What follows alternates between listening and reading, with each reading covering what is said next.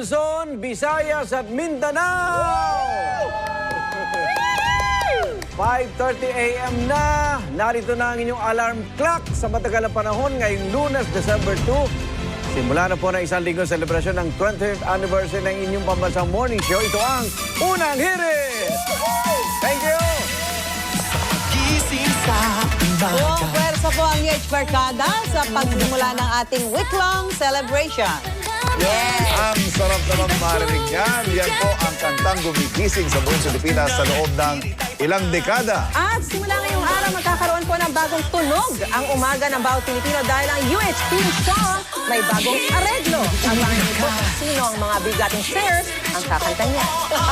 Na-excite naman na kami dyan, Mars. Buong bansa po imbitado sa grand celebration ng UH 25th anniversary. I-share niyo po sa amin sa Facebook page ang kwentong UH ninyo. Gamitin ang hashtags na hashtag UH25 at hashtag kwentong UH.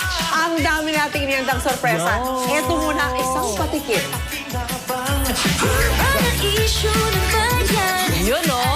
Diba? Makakasama natin ang halos 1,000 mga estudyante yan sa ating selebrasyon. Ano kaya magiging papel nila? Well, abangan.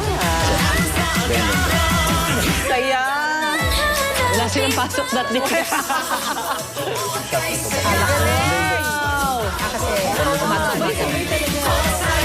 Wow! Salamat sa 25 taong pagtutok, mga igan. At para laging una ka, narito muna ang mga balitang dapat yung abangan ngayong umaga. Mga igan, inulan din ba kayo nitong weekend?